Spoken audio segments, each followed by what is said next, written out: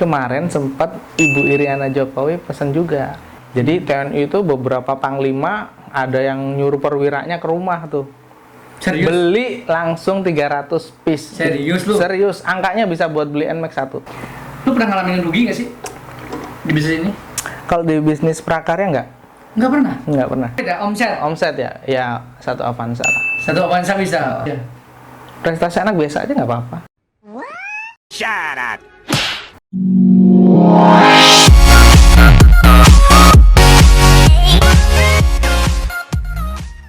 Gue pengen nanya lagi nih, apa namanya? Tadi gue liat tim lu berapa?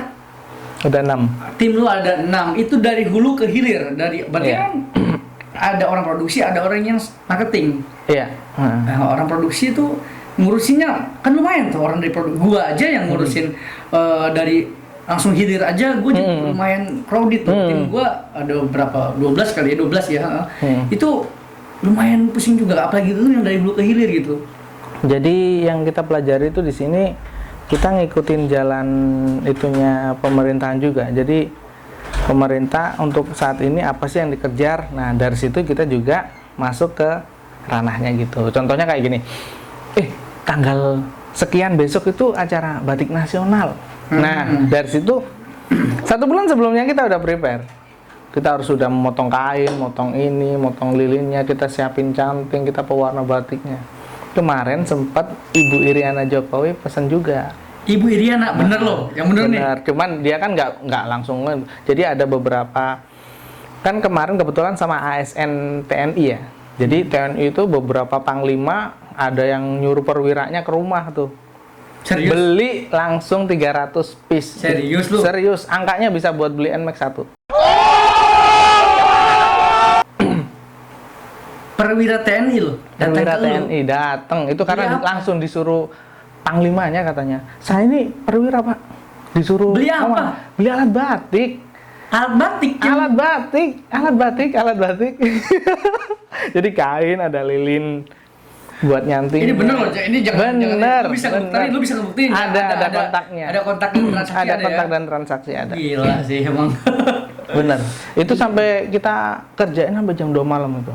Sampai jam 2 malam? Sampai jam 2 malam. Saking banyak. Karena dia mesennya juga dadakan. Hampir semuanya di marketplace ya. Itu mungkin ngirimnya terlalu lama, jadi dia mungkin nyarinya yang deket. Tapi yang gue bisa ambil dari lu adalah lu bisa ngikutin kebijakan pemerintah ini. Maksudnya ketika ada kebijakan pemerintah ini, lu bisa ngambil pundi-pundi rupiah dari situ. Sebenarnya itu masih sebagian kecil sih. Sebagian kecil ya. Masih sebagian Maksud gua kecil. itu nggak semua orang bisa. Iya. Kayak contoh, ada hari batik nasional, lu bisa, oh ini ada dapat duit dari sini. Iya. Gua aja belum tentu loh. Gua aja belum tentu bisa kayak, oh lagi sekarang pemerintah lagi fokus ke Mandalika. Contoh, apa harusnya gua bisa cari peluang di situ untuk apa nih yang bisa gua garap. Harusnya kayak gitu. Benar. Contoh, sebenarnya gua udah ada kepikiran sih waktu itu, gua bikin pin apa namanya, kunci Mandalika dan sebagainya. Itu kayaknya bakal, atau baju kaos Mandalika. Sebenarnya harusnya kita seperti itu ya, berpikir ya, kayak sama kayak lu tadi. Benar. Jadi di setiap ada keputusan pemerintah, di setiap ada event apapun pasti ada cara Setiap untuk mencari tanggal merah liburan itu harus jadi duit sebenarnya. Contoh kayak gini, kan ketika bulan-bulan seperti ini mau menjelang lebaran kan pasti orang produksinya baju, fashion, pakaian gitu. Nah, kalau produk prakarya gimana nih Mas? Ada beberapa produk prakarya yang judulnya beberapa saya ganti. Tema lebaran, tema Idul Fitri gitu. ya ganti tema doang ya. Itu. Tapi yang gua masih pengen ulik lagi nih ya, mungkin teman-teman juga masih pengen nanya sih. Gimana tadi loh, maksudnya dijual di online loh, beginian. Kalau tadi makanya gue masih bingung banget ya. Kalau di sekolahan ngajarin gini dengan jasa training, pelatihan, aku masuk akal. Itu dijual di online beginian loh. Dijual online jual beginian. Berarti pangsa pasarnya tuh yang gue baca nih, koreksi kalau gue salah. Yang gue baca, orang-orang yang beli ini adalah orang-orang yang malas bikin. Contoh, gurunya nyuruh, oke anak-anak buat kerajinan tangan. Misalkan dari sabun. Mereka yang malas bikin ukir-ukir begitu, beli ke lu, beli jadi. Beli jadi, benar. Akhirnya gini, biasanya gini, ada yang beli jadi nih. Tapi ketika dia disuruh gurunya lagi, lo ini cara bikinnya gimana? Akhirnya dia beli bahannya doang gitu. Berarti lu membodohi masyarakat Indonesia. Bukan nih. membodohi masyarakat. Sebenarnya gini. Bercanda. Gini. Gue ralat ya. Karena pendidikannya emang apa ya? Dituntut untuk seperti itu. Sedangkan kapasitas mereka nggak suka kayak gitu. Contoh gini, passionnya Ronaldo pemain bola. Iya. Dia nggak perlu pinter main bulu tangkis. I see. Iya, paham. Misalkan lu jago ngelukis, lu nggak perlu pinter-pinter amat matematika udah. Oh, jadi di sekolah kan ada 40 siswa misalkan. Iya.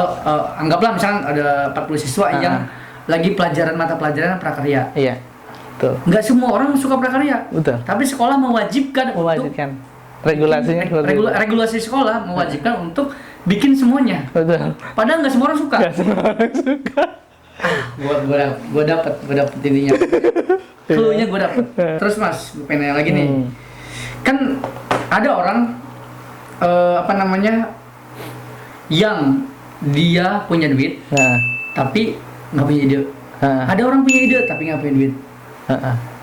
Ada juga orang gua udah ada duit, gua punya ide, tapi di antara tiga tadi ya, orang punya ide nggak punya duit, orang punya duit nggak punya ide. Ada orang yang udah punya duit tapi bisnis juga nggak jalan. Nah, dari tiga ini kenapa sih orang masih bingung gitu? Gue pengen bisnis tapi bingung bisnis apa. Jadi banyak yang nanya sama gue ya, aku pengen bisnis apa ya? Sampai ada yang nanya loh, bro, gue kalau pengen jualan apa ya katanya? Yang laku apa sih? Batin gue, lah kalau gue tahu yang laku barang apa ya gue jual, ngapain gue kasih ke lu gitu? Ngerti gak sih? Iya, betul. Tapi kenapa dari tiga tadi itu menurut lu gimana sih Mas? Orang cara mencari ide bisnis dan menjalannya gimana sih itu? Sebenarnya kalau bisnis itu emang paling mudah ya, itu dari hobi sih. Oh, dari hobi. Dari hobi. Okay. Itu paling ringan, itu yang paling ringan. Ya. Ada orang bilang bisnis itu sesuai passion, sesuai passionnya. Menurut gue ini sesuai hobi ya. Hobi. Nah, kalau menurut gue pribadi, bisnis itu apa yang ada di sekeliling yang dibutuhkan, atau bisnis itu problem orang yang kita kasih solusinya. Iya. Kalau menurut gue hobi ya. Gimana coba tentang hobi tadi? Contoh kemarin ada yang gini. Ada orang yang hobinya mancing hampir tiap hari. Hampir tiap hari, kalau nggak mancing tuh update status.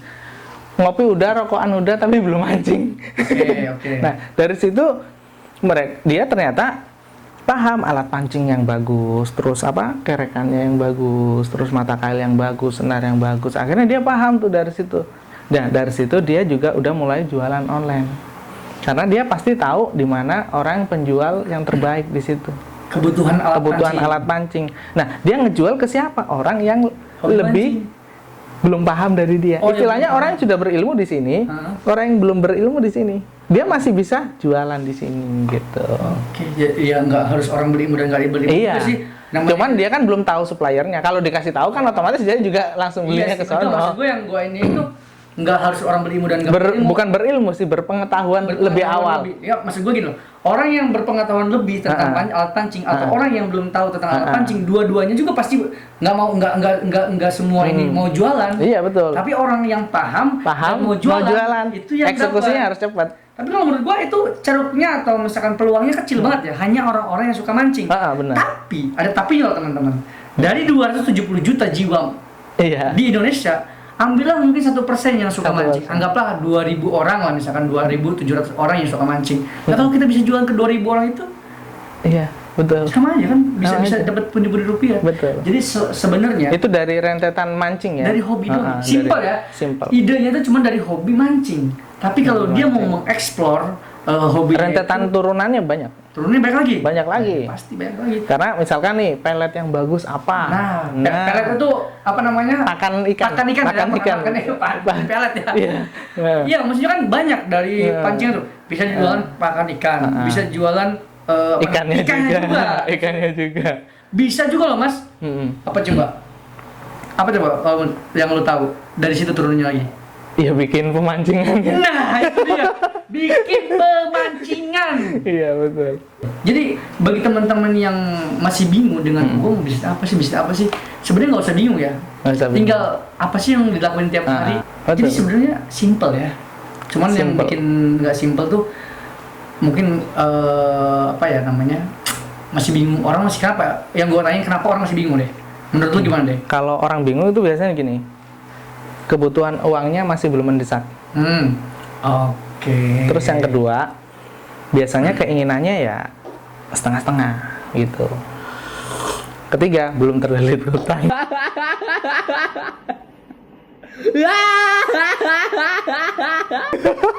Jadi intinya belum kepepet. Belum kepepet. Kalau udah kepepet, orang pasti bisa mengeluarkan. Karena ke posisi, makanya titik pantul seseorang itu semakin dia terpuruk, tapi eksekusinya ketika cepat dan momentumnya pas, itu titik pantulnya langsung dar. Tapi ada juga orang yang tertekan begitu bunuh diri. Iya, ada juga. Makanya ketika dia bisa melihat peluangnya lagi, grow up lagi, itu bisa. Makanya ada orang yang usia 23 omset 3 miliar. Gitu-gitu. Wah, aduh. Usia 23 omset ratusan miliar. Nah. Tapi yang benar itu mah yang kemarin kali itu mah. Itu 3 miliar ada kemarin. Oh, ada ya. Kalau 3 miliar sih masuk akal sih kalau menurut gua. Tapi kalau yang trading kemarin tuh waduh bahaya. Itu lagi ya. Bahaya. Kasihan. Oke. Apa sih lu enggak Sambil ngopi nih ya? Ya udah sambil ngopi. Santai aja. Lu pernah ngalamin rugi nggak sih di bisnis ini? Kalau di bisnis prakarya Nggak pernah. nggak pernah. Serius? Serius nggak pernah. Kenapa tuh? Kok nggak pernah ada rugi? Biasanya kalau kita karena bahannya pertama nggak basi. Oke. Yang kedua biasanya kalau ketika orang angkanya besar, pemesanannya biasanya misalkan satu sekolah 300 siswa, itu biasanya kita minta setengahnya dulu. Oke. Dan yang gue bisa tambahin sih, kenapa lu nggak ngalamin rugi? Karena barang-barang bekas ya. Iya, recycle. Dan itu kenapa dimasukin ke bab sekolah, karena sampah itu menjadi problem pertama di dunia. Yang selanjutnya gue tanya, apa sih harapan lu, impian lu ke depan tentang bisnis lu ini gitu? Kalau bisnis ini kemungkinan nanti ya pasti buka cabang di beberapa tempat. Terus yang kedua, cita-cita saya nanti pengen bikin sekolah SMK. Bikin sekolahan SMK, tapi mereka memang fokus kita gembleng buat ya menjadi pengusaha. Jadi contohnya gini ya, kalau standar lulus harus nilainya sekian, nah itu menurut saya nggak ekstrim. Karena di benak saya, karena saya dulu pernah patah selama 1 tahun lebih, itu nggak bisa jalan. Patah tulang. Makanya sekarang saya pengen nge-push diri saya harus lebih jauh lagi gitu. Jadi ketika kita buka sekolah SMK nanti, contohnya gini, kalau omsetnya belum 5 juta nih 1 bulan, selama 3 bulan berturut-turut nggak usah dilulusin. Widih. Oh. Keren nggak tuh? Cakep itu. Cakep itu bener-bener. Jadi lulus emang bener-bener jadi pengusaha udah. Bener, ya? Ini caranya kita pakai karena ilmu terapan bisnis itu udah pasti 1000% bisa diterapin ke bisnis lain. Lu kan timnya 6 nih. Boleh dijawab boleh enggak sih? Kira-kira omset lu berapa nih setiap bulan? Guys. Bisa nggak usah sebutin angkanya. Bisa kebeli apa aja kalau dalam omset sebulan itu? Omset sebulan ya? Bisa kebeli apa ya? Ya motornya 1 bisa. Masa motor Bisa. Omset bukan omset tuh bukan profit ya, omset. Omset ya? Ya 1 Avanza. 1 Avanza bisa. Udah kebaca ya. Lah, teman-teman, jangan salah loh. Sebulan dia beli Avanza, misalnya omset ya, bukan bersih ya. Iya. Dari hasil beginian dong. Dari bisa jualan beginian loh. Jangan salah loh. Ini industri yang benar-benar menurut gua menantang dan memang bisa ditemuin di mana-mana. Bisa menghasilkan bener-bener rupiah. Bener. Ya nggak sih? Bener. Nah, sekarang gue mau keluar dari pertanyaan tentang bisnis. Nah. Ini agak ada kayak game dikit sih. Bener ya. Jawab jujur ya tapi ya. Jujur ya. Jujur. Oke, siap. Tapi lu udah nikah sih ya, tapi nggak apa-apa. Gua tanya. Oke. Kalau lu dulu sebelum nikah nih. Kalau buat masalah milih pasangan hidup, lu pilih cewek pinter tapi nggak cantik, apa dia ceweknya itu cantik tapi otaknya kosong gitu? Cantik dulu. Cantik tapi nggak terlalu otaknya itu kosong. nggak apa-apa. Karena bener lu? Karena gini, karena sekarang good looking lebih penting. Good looking, tapi kalau dia bodoh? Ya. Maaf ya, bukan bodoh sih. Iya, maksudnya lola dikit, gitu. nggak masalah kan, nanti bisa gaji karyawan atau gaji orang asisten rumah tangga. Kan pasangan itu kan harus yang bisa mendukung lu. Dalam Tapi sisi kalau mukanya nggak oke ya percuma juga. Bangsat kau. Bener. berarti mau lebih mengutamakan wajah ya? Wajah. Kalau Wajah. masalah pinter mah bisa diajarin ya. Bisa diajarin. Tapi kalau dia pinter tapi biasa aja, nanti lu di rumah juga Ya gitu. Kurang ini itu, ya. itu faktor utama itu. oke.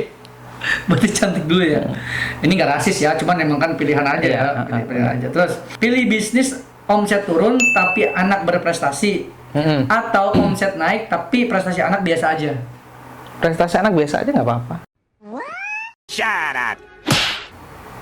Nggak apa-apa, nggak ada masalah. Berarti omset naik, prestasinya biasa aja. Biasa aja nggak apa-apa. Kalau prestasi sekolah ya akademis ya itu nggak terlalu penting juga buat saya. Oh, Nggak terlalu berarti apa nih?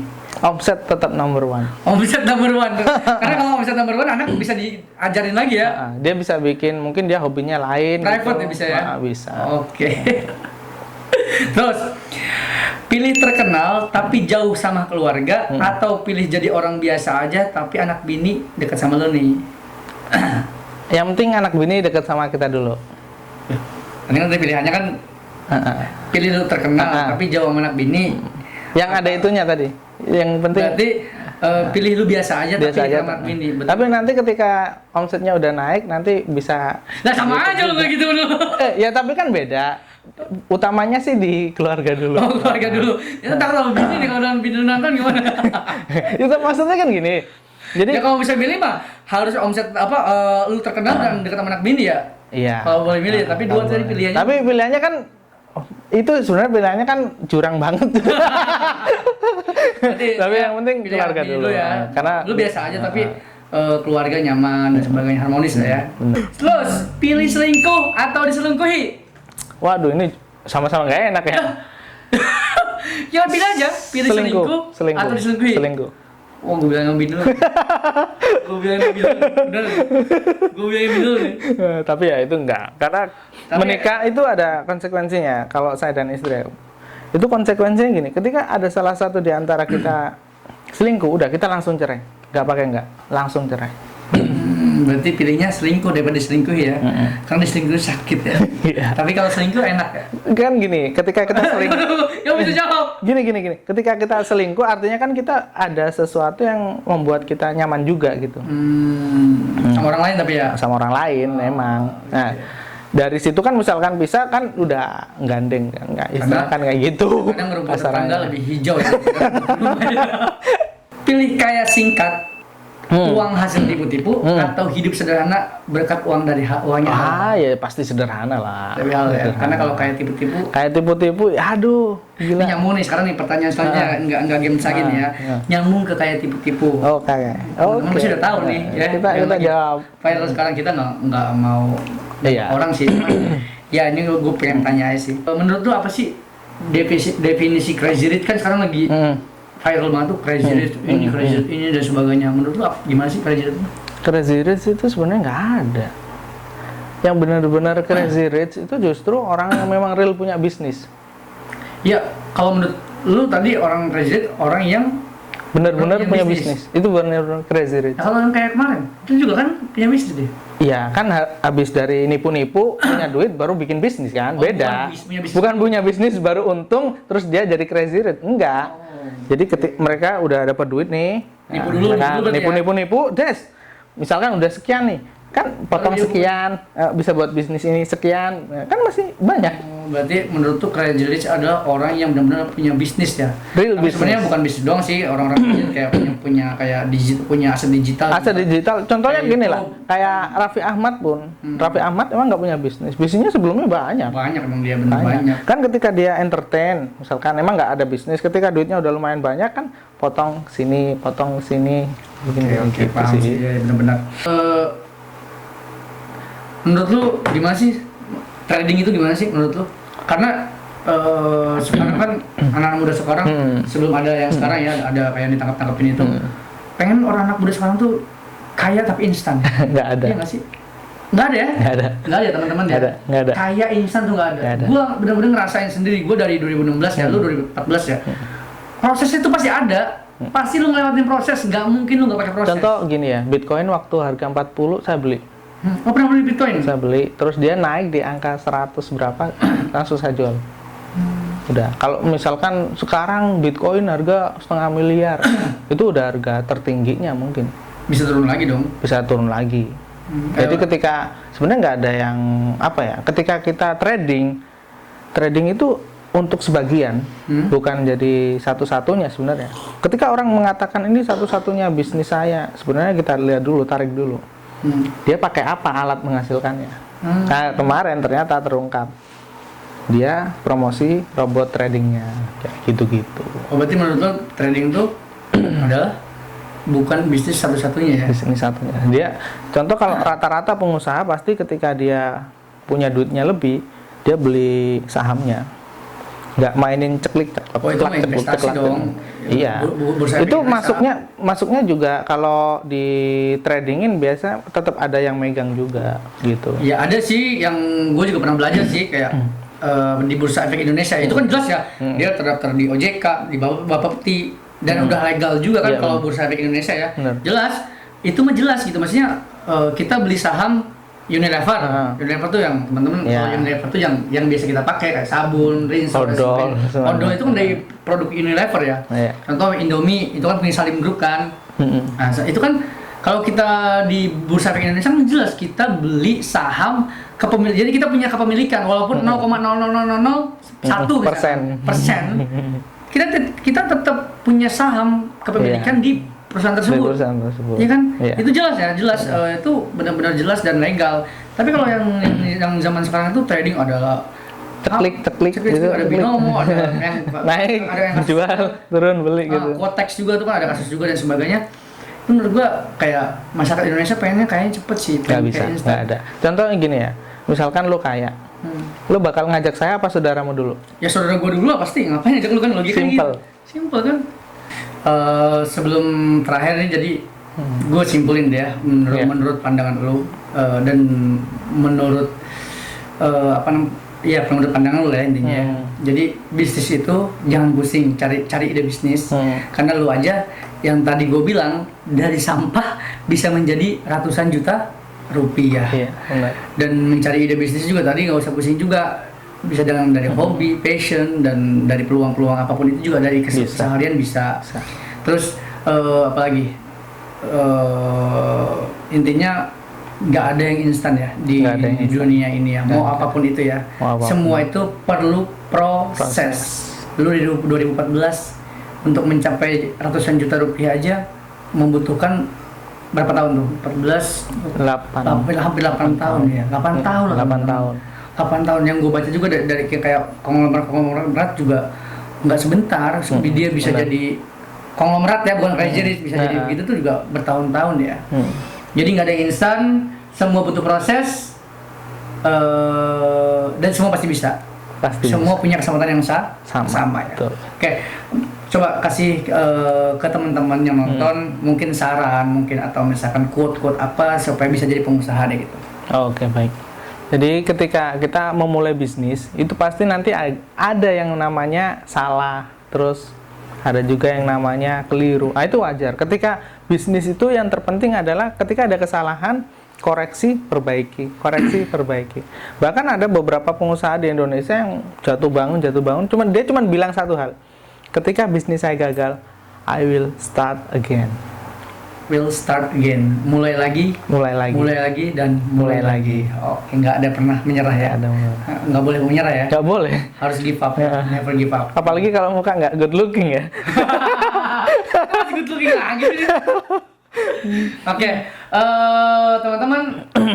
Apa namanya, Mas Saiful juga ada nih channel YouTube-nya ya, yaitu Rumah Prakarya Kreatif yang dilihat di bawah ini ya. Mungkin teman-teman yang mau ngikutin atau mau bisnis tentang prakarya bisa ngikutin YouTube-nya Mas Saiful nanti di bawah ini ya.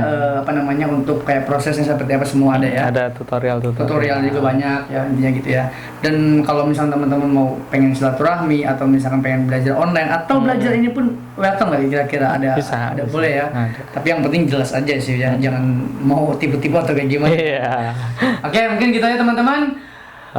Kita tutup ya. Oke, baik. SPM, salam pengusaha muda. Semangat bro.